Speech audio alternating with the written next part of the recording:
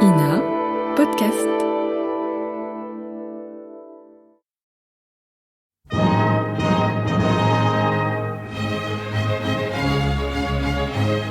Bon baiser de partout.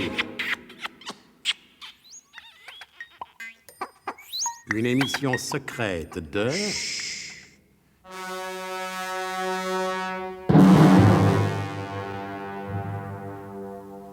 Donc, une lueur d'espoir luit dans la grotte où se sont réfugiés nos amis.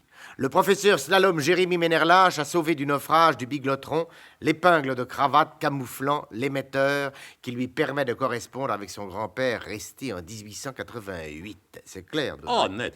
Il va donc demander à son grand-père de fabriquer un biglotron selon ses instructions et de venir les chercher là où ils se trouvent, c'est-à-dire quelques millénaires avant l'ère historique.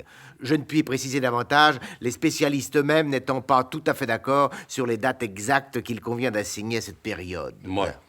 Au moment même où le professeur allait essayer d'entrer en contact avec son grand-père, survient le chef de tribu qui les avait rencontrés quelques heures plus tôt. Allez, hein.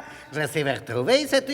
Et me voilà encore une fois pour goûter à ce délicieux breuvage-là. Tes frisses, servez-lui le plein, hein, et qu'il nous foute la paix. Bah, c'est que mon colonel, avec ce monsieur Néandertal, hein, le plein, ça va chercher loin. Faites ce que je vous dis, tes frisses, nous avons besoin d'être tranquilles. Je pourrais peut-être le commencer au gomme et le finir à la massue. Bon, faites comme vous voudrez, tes frisses, hein, je ne veux pas le savoir. Mon colonel et fils, pas de violence inutile, cet homme est tout de même un homme, une créature de Dieu. Oui, alors, et si nous vivions en période normale, il serait mort depuis des milliers d'années, hein. Oui. Vous avez raison, mon fils. Vous levez mes derniers scrupules. Surtout, ne le manquez pas, Tifris. Allez, hein, je comprends rien à ce que vous dites, mais pour une fois, j'ai soif, sais-tu? Tenez, monsieur Dertal, Oui. penchez un peu la tête. Hein? Comme ça, là? Comme ça, Oui. là, que je puisse faire couler. Et débarrassez-vous de cette massue qui vous encombre. À vous aussi, sais-tu? On voit que vous vivez à l'âge de la pierre polie. Vous êtes très bien élevé, très poli, très serviable. Bah ça, mon gars, pour être servi, tu vas être servi. Hein?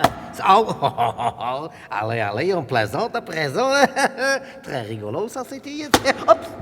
Ah, alors là, je pense que cette fois-ci, la plaisanterie est terminée pour un bon moment. Oui, maintenant nous sommes tranquilles.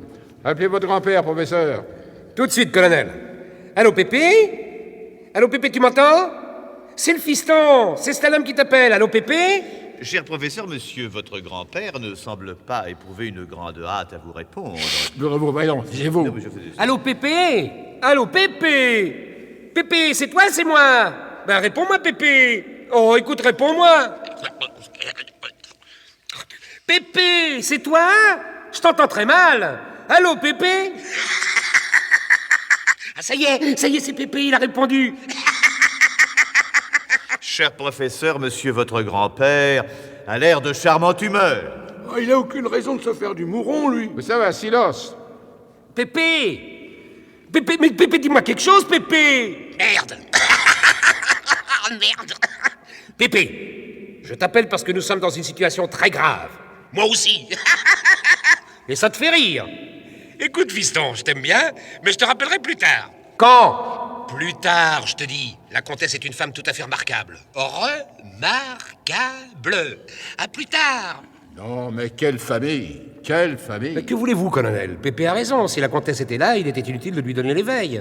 Je préfère que Pépé m'appelle quand il sera seul. Connaissant la comtesse comme je la connais, il ne risque pas de se trouver souvent seul. Que voulez-vous que je vous dise, colonel?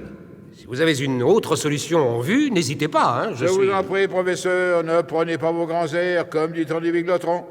Le biglotron bricolé par Pépé Ménerlache, c'est pas encore pour aujourd'hui. Un mot de plus, colonel, et je fiche mon épingle de cravate dans la rivière. Messieurs, mes fils, je vous en conjure, la situation est grave.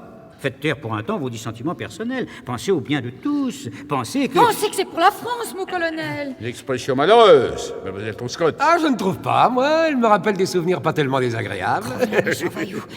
Ne mettez pas l'huile sur le feu. Oh, justement, à propos de feu, mon colonel... Quoi, Tifris? Personne il a des allumettes. Il fait pas très chaud ici à l'intérieur de la grotte. Et un petit feu, ça serait pas de trop. Mes allumettes étaient dans mon pantalon, j'ai plus de pantalon. Et vous, mon père, vous avez pas d'allumettes? je ne fume pas, mon bon Tifris. Bon.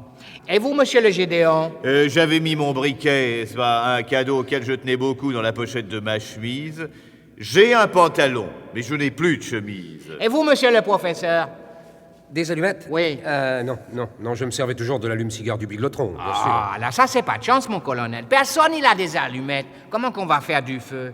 Oh, mais il y a aussi Monsieur Albert Tunoulet, je lui ai pas demandé à lui. Ah, tout de même.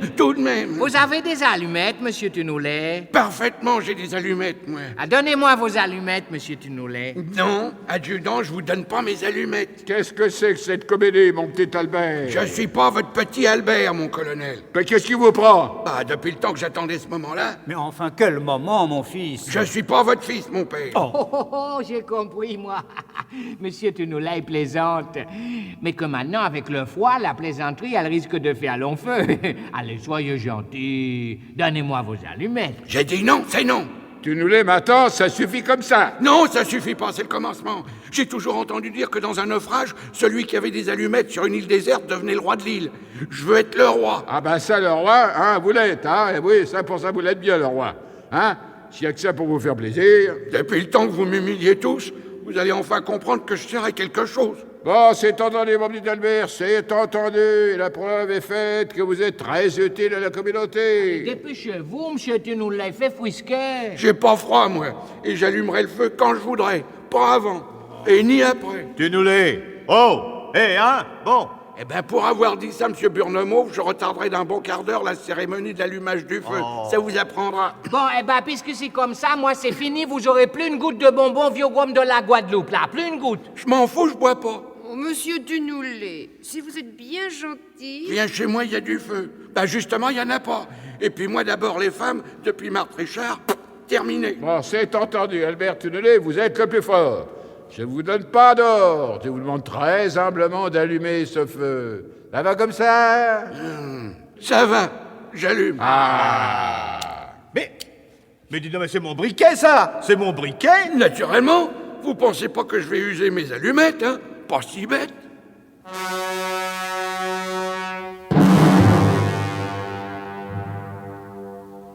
Nos amis ont-ils choisi la solution la plus simple pour retrouver leur siècle d'origine? Oh, simple ou non, qu'importe. Vous en voyez d'autres, vous? Je ne suis ni le colonel, ni le professeur. C'est ça, vous en fichez. Pas le mot du monde. Seulement j'ai la sagesse d'attendre les prochains épisodes de notre grand feuilleton de suspense et d'espionnage préhistorique. Bon baiser d'Albert Tunoulet. C'était Bon baiser de partout. Une émission secrète de... Pierre Dac et Louis Rognoni. Décryptage et mise en code, Jean-Wilfried Garrett.